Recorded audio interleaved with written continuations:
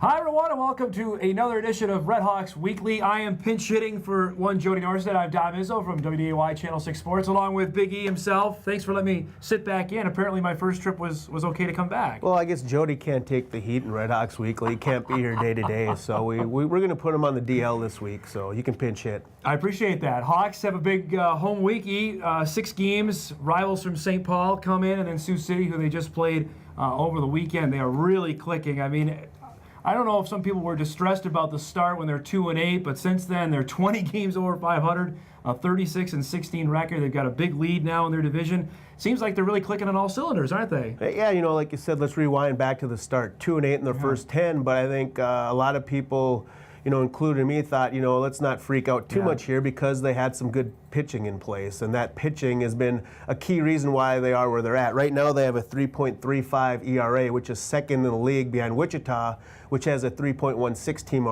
ERA. Go figure, those are the two teams with the two best records in the league. Right now Wichita is the best at 42-21. The RedHawks are right behind at 38-24, and when you think they were 6 games below 500, 10 games into the season, that's a nice little recovery, and it's been all over the place. It's been in the bullpen and in the starting pitching. Joe Harris is a guy who he's just been lights out. Yeah. I mean, he's got 8 wins out of the bullpen. He's 8-3. He's tied for the league lead in victories along with Alex Calderon, another pitcher. So I mean, 8 wins out of the bullpen, and we're about halfway through the season. I mean, that's crazy that he's that effective, and he's not like he can fill any role. He's come out and been a situational lefty, getting 1 or 2 outs. He's pitched 2 or 3. I think he even pitched up to 6 innings one time where it was a rain delay situation or a renewed game situation. So he's got a very rubbery arm, and he can pitch in a number of different roles. He's the vulture. He comes in and just scoops wins away. The starters can't like that, right? He gets 8 wins out of the bullpen. Well, as long as somebody's getting the wins, and he went a month without giving up an earned run. That's I crazy. think like from June 16th to July 17th, he went that stretch without giving out an earned run. He's almost like a double setup man. He can do the 7th and 8th inning for you. If Chase Johnson, the closer's a little tired, he can close out a game for you. So he is a very valuable guy to have out in that bullpen. Taylor Stanton has been terrific as well. Another guy who's been on the mound. He pitched on Friday, 10 strikeouts, complete game for the Hawks after they lost the series opener at Sioux City. He's done that multiple times where he's had multiple strikeout games, double-digit strikeout games, I should say, and he's been just a horse out there for them. I mean, we've talked about it all season. Alex Caldera and Jake Labor coming into the season, you kind of knew what you had in them. You knew they were going to be steady, but Taylor Stanton, I think they thought he would be good and a solid pitcher. I don't know if they thought he'd be this good. Like you said, he's a guy who, right now, you think he goes out there, he could give you 9 innings. Right. I mean, he's a guy where you think a complete game could be coming your way, and then you add in the strikeouts.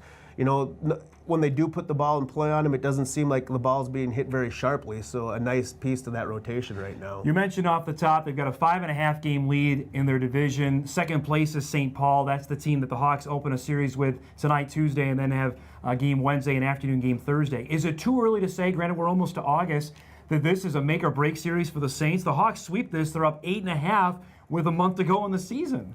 It could be a make or break series as far as them trying to win the division. Yeah. I mean, the wild card's still out there, so if you're St. Paul, if you don't fare as well in this series, I still think you're in the mix for the wild card. And you've seen it in Major League Baseball. A team's been up 8 with like 20. I mean, weird things can happen, but if you're the Saints, you don't want to be leaving this series out 7.5, 8 games, because that becomes very tough. Because like we illustrated earlier, the RedHawks have good starting pitching. When you have good starting pitching, it's hard to go on a big losing streak, and that's when it's hard to catch a team if they have a team that's kind of not prone to losing streaks just because of the pitching they have. Has the rivalry, you've been around obviously for a long time to see the Hawks play, with them getting back into the American Association, I want to ask you this, because obviously the rivalry is really there with Winnipeg. Has it restarted with St. Paul over the last couple of years of them now being back in the same league? I don't know if the rivalry is so much a thing for the players, but I think the fans, they hear the name, they hear the brand, St. Paul Saints. They want to go to that game. I mean, no offense to some of the other teams in the league. If a team from Laredo comes up, I just don't feel there's that same fan excitement. The St. Paul Saints, people know the kind of promotional, stuff they've done through the years.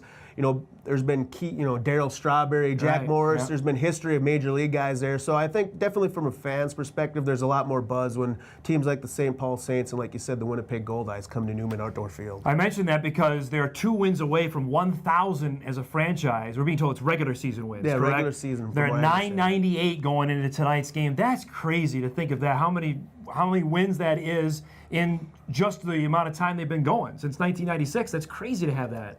Well, it's a testament, I think, to the ownership, and it's a testament to Doug Simonik. Every year he puts a quality, product on the field, and there might be hiccups like the start of this year, but if he gets it wrong at the beginning, he always seems a way to get it right or find the right guys or push the right buttons. I think only one season below 500 in those 17 years, so I guess it's a surprise in a way, but not a surprise because they consistently win a lot of games from season to season. Does this team have the makings of a championship team, what you've seen so far? Granted, we still have a month to go in the regular season. What do you see? Does this group have it to make a long playoff run?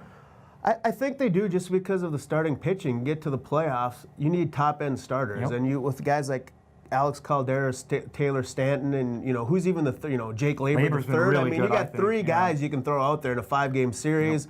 Yep. Chase Johnson's had a few hiccups of late, but you have a pretty good closer at the back end. And then you got guys like Nathan Kilcrease and Joe Harrison that setup role. When you get to the postseason, your top 6 pitchers are the guys who are going to see the mound, and I feel their top 6 pitchers are pretty strong. And defensively, they're pretty good. You got Zach Penpraise up the middle who can get to a lot of balls. Jackson in center field. Nick Jackson in center field. Todd Jennings is an excellent catcher. CJ Rutherford has really settled in at second base. As, early in the season, defense at second base wasn't probably what they'd liked, and Ronnie Berkman at third base has really flourished as a defender, and that's what they brought him in for. And Keith Brackhold has been solid.